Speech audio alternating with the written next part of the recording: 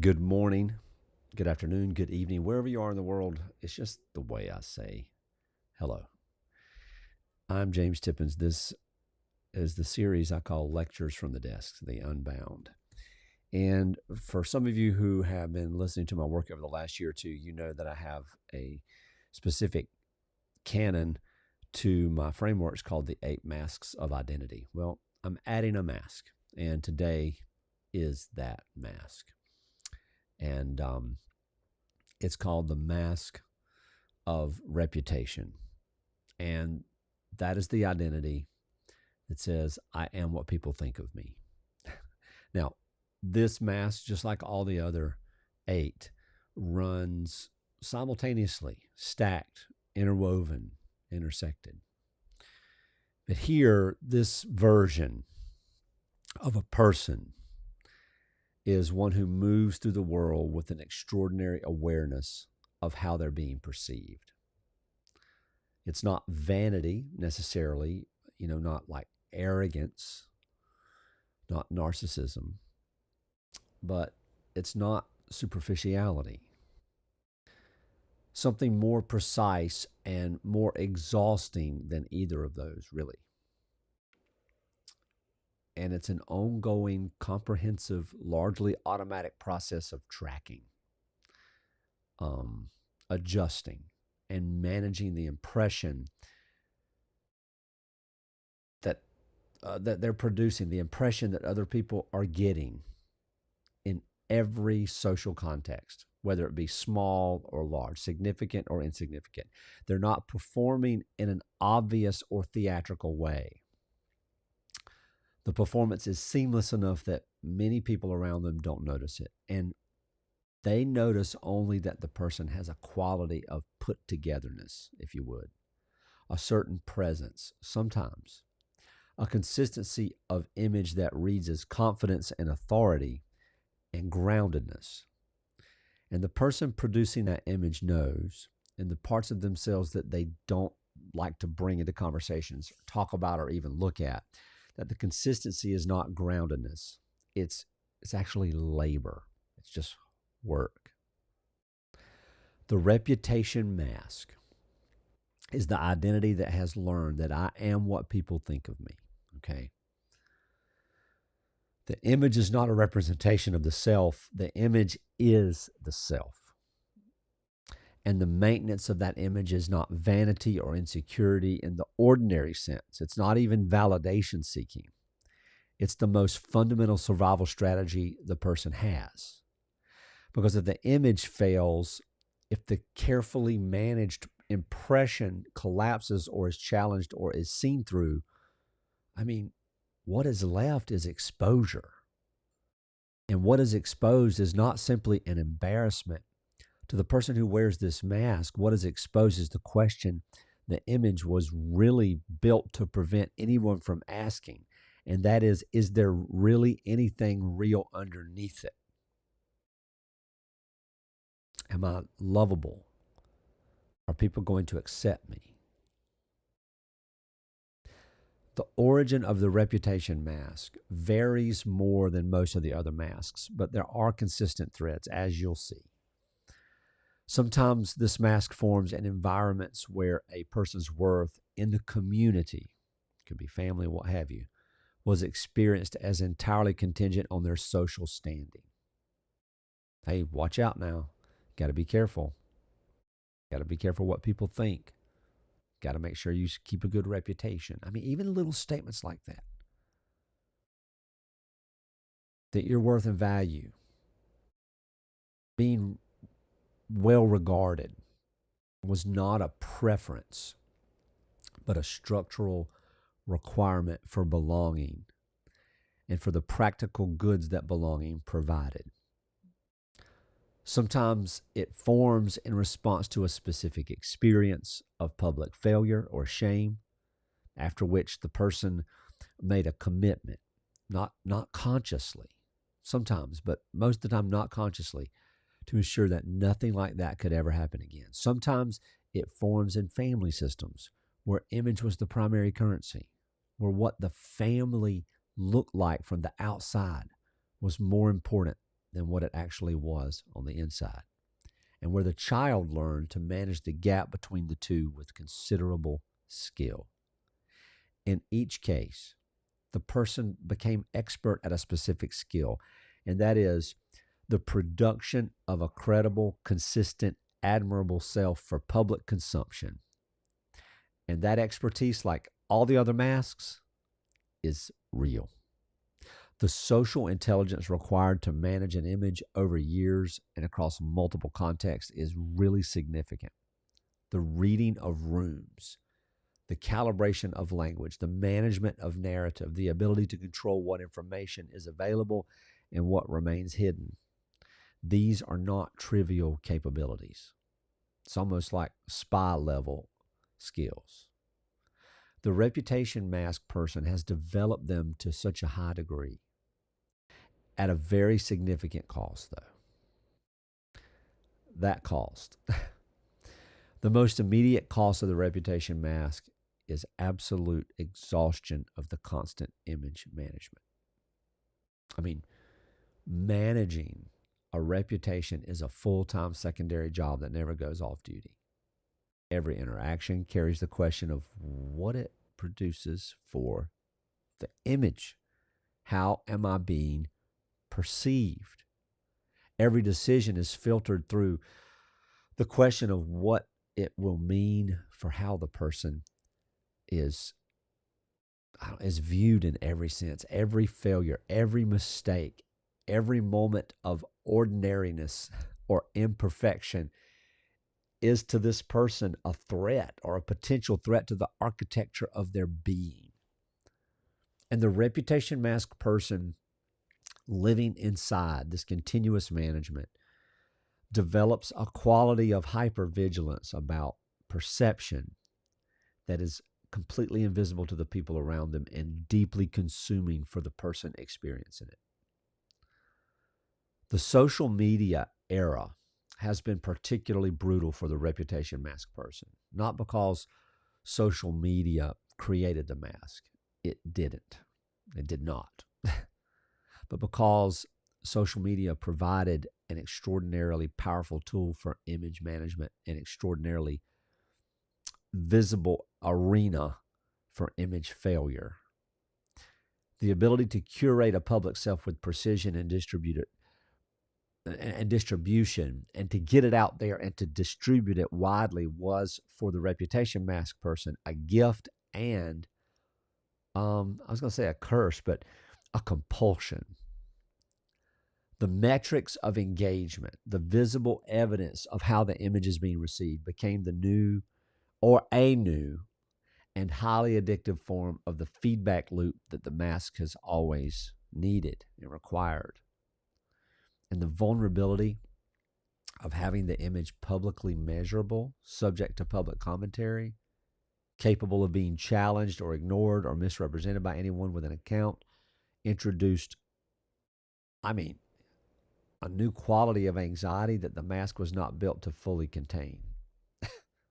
I could go off the focus here and chase a rabbit for a minute to give you some experiences that I've had, but let's just leave it at this, is that in a matter of hours, social media can make or break most people. The second cost to this mask is, again, a quality of relationship. Because image management produces a really different cost in the context of relationships. A reputation mask person is almost always experienced by the people closest to them as having two modes. There's the public mode, and the one that, this is the one that like manages how they're seen, manages the impression, all of that. And that person is consistent and composed and produces an image that's very reliable. Okay, the public. And then the private mode, the one that appears in the relationships and spaces where the image management can relax somewhat, but it's still active. I can't get into that today, but it's still active. But they're surprisingly different to the people closest to these people. It's more anxious, more volatile, more needy, more ordinary. The people who know both modes often describe a sense of significant difference between the public person that's portrayed and the person that they truly know in private. And they're right. Because the public person is the mask and the private person is someone who's been carrying the mask all day and is just tired. They're exhausted. It's heavy. And so this gap between public and private self is one of the primary sources of intimacy failure in the reputation mask person's relationships, because the connection is gone. Genuine intimacy requires the absence of image management. It requires the absence of any process of anything of that nature. It requires a person who is present without the armor. And the reputation mask person who has spent years building and maintaining the armor finds it threatening to take it off. Without the image, who am I in this room? Without the managed version, what do I produce? If this person sees me without the reputation confirming who I am, what will they find? See, these are questions the mask was trying to prevent.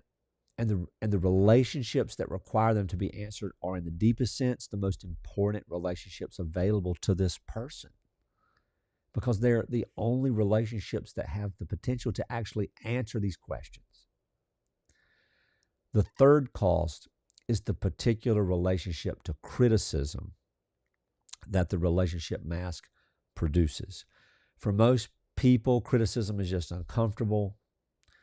But for the reputation mask person, criticism is experienced as something closer to an attack on the structural integrity of the self. Because the self is the image, and criticism of the image is criticism of the only version of themselves that they have been publicly inhabiting. Even accurate criticism, even criticism delivered with genuine care, lands with a disproportionate force that the reputation mask person just cannot explain and usually feels very ashamed and fearful of. Because they know intellectually, they know that they should be able to receive feedback. They cannot understand why it consistently and always lands so hard and painful. The answer is not because they're just so weak and they need to grow up, they need to get over it. The answer is that the criticism is hitting something that is more central than criticism typically hits in a person whose identity is not built on their image. And the question that the reputation mask was built to prevent is the same question that lives under every mask in different forms. The specific form it takes in the reputation mask sounds something like this. Is there anything real here?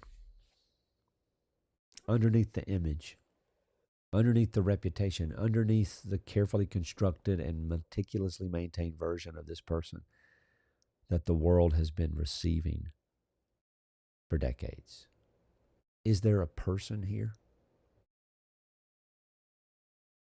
And if there is that person enough? Is that person enough on their own without the image doing the work of confirming their worth? And this question is very frightening. But it's really frightening for the reputation mask person. And it's more frightening to this person than probably any other mask. Because this mask has been the most comprehensive in its coverage. Other masks can leave some territory unmanaged. The resume mask person is performing in professional context, but may be more genuinely themselves in private. The recreation mask person is avoiding depth, but sometimes is genuinely warm in the light register. But the reputation mask, at its maturity, at its most developed, has covered nearly everything. What will people think if my children are not dressed in this way? What will people think if I have weeds in the front yard? What will people think if I have dust on my car? What will people think if they see me at McDonald's? What will people think? The image extends into every domain. The management is continuous. And the question that lives underneath it is a question about nearly the whole of the person, which is why it can feel, when it surfaces, like an existential question rather than a personal question. Not just who am I underneath this, but is there a who at all? I'm going to answer that. There is a who. And it is not a small, and it is not an empty, and it is not a less than the image who. The reputation masked person, when they do this work, almost always discovers that the self underneath the image has qualities that the image was actually drawing on all along. Real intelligence, real warmth, real capability and capacity, real presence, but expressing them in a filtered and managed form rather than a genuine one. The image was not built out of something real and then polished and controlled within an inch of its life. Excuse me. No, I said that wrong. The was not built out of nothing. It was built out of something real. It was not built out of something fake. It was built out of something real. And so removing the polish doesn't remove the real. When the mask comes down, the real can shine. When the mask is off, there's no more hiding. The problem with this mask wearer is that they don't know how to be known. They don't know how to be themselves because they're so fearful that unless they're perfect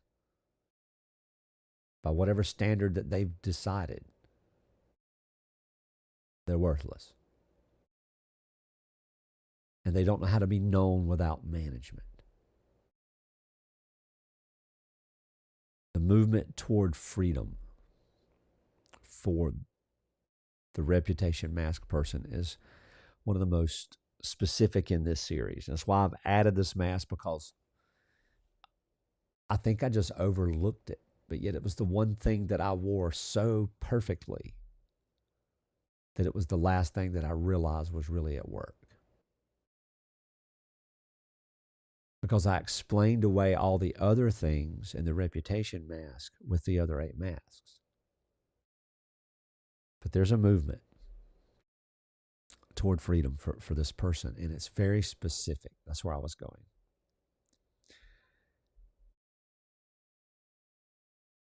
At its core, this movement is really just to be willing to be ordinary, just to be normal, to be human.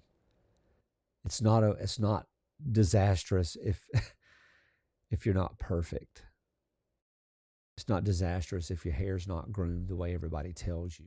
That's why my hair is long over the last few years, longer than I like it, and I don't care what other people think about how I look or present.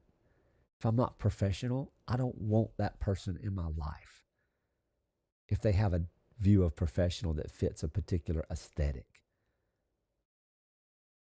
You can have aesthetic or you can have authenticity. And you can have an aesthetic in your authenticity, but it doesn't matter. It's as if you don't have one. But you have to have the willingness as this person, the reputation mask wearer, to be ordinary in at least one relationship. And ordinary is not pejorative. I don't know how to say that. It's not pejorative. It's not a negative thing. Oh, you're just so ordinary. You're so plain. No, that's called real. You're so alive that I need to write an essay on that. Ordinary is real. Ordinary in the sense of being present. Ordinary in the sense of doing life without doing the work of trying to keep up an image. Bring something unpolished into the world, into a relationship, into a visible place. letting one person, allowing one person at least to see the version that has not been approved for public consumption. And this movement doesn't require this dramatic disclosure.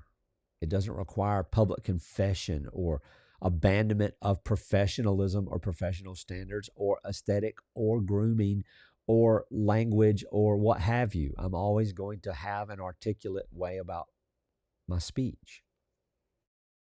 But I used to speak that way out of deep concern of how I presented. Because I didn't just want to talk like this like all my cousins and everybody do. And my brothers and them and all the other country, beautiful, real people. Because the circles I stood in when they heard my accent to begin with, I'm surprised a hick like you has an education. It happens. You don't have to abandon your standards. The standards aren't you. You don't have to destroy a good reputation. That's not what this movement requires.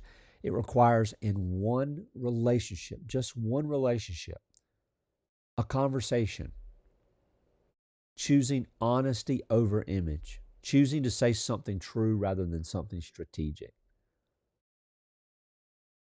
to let the ordinary, unmanaged self be there, be present for long enough that the person on the other side of the conversation can actually encounter it. What happens almost all the time when this is done is not a catastrophe. The mask will tell you you're going to lose it all because somebody told you that. It's not going to be a catastrophe. There's another C that's going to take place. It's called contact and connection. The real kind of contact. The kind that the managed image prevents. Because the other person in the conversation was not waiting for the polished version. They were waiting for the real person. And when the actual person arrives, even for a little bit, even imperfectly, the quality of the connection that is possible is completely and fundamentally different from anything the image management was capable of producing. I need another cup of coffee. See, this is the ultimate paradox at the center of this mask and the project that it continually works. The thing the mask was built to protect, the person's connection to others, the belonging, the well-being, and polished image, being regarded as a really good and highly thought of person. It's undermined by the very management that was supposed to ensure it. Because what people most want from a person they care about is not the image. It's the person. And the more perfect the image, the more complete the management, the more clearly the absence of the person is felt, even by people who cannot name what they're feeling. It's time to close. It's been 24 minutes. So I do like I do every one of these. Picture a version of your life where reputation is built on something that is true about you rather than on something you are maintaining. Where the version of you that the world receives is the genuine version, adjusted for context in a healthy way as needed, not managed for impression in the exhausting and fearful way. Where a mistake is something that happens rather than a threat to who you are. Where criticism is information rather than an attack. Where the people who know you best know you as you actually are and value you and value you for that and love you for that, not for the performance. Picture being in a room, any room, without the management process running. Just presence, just present. I teach that people think they need to be providers, where the greatest provision is presence. Just be yourself. Not performing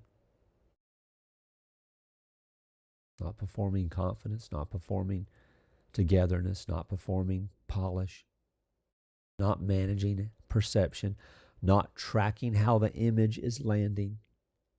Just a person in a room with other people being the actual version of the thing you have spent years constructing a more impressive version of, and finding, just perhaps, to your genuine surprise, that the actual version is received and so much better than the managed one.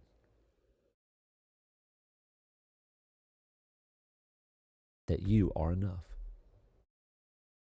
And that this version of you was always enough. And that the construction was the thing that was keeping you from finding that out. The reputation mask made you the image. Your actual identity is the person the image was always trying to approximate. That person's already real. They do not need to be managed into existence. They need to be allowed to breathe, to show up, to live. This is James Tippins, and this is Unbound, Freedom for Life. Let's set you free.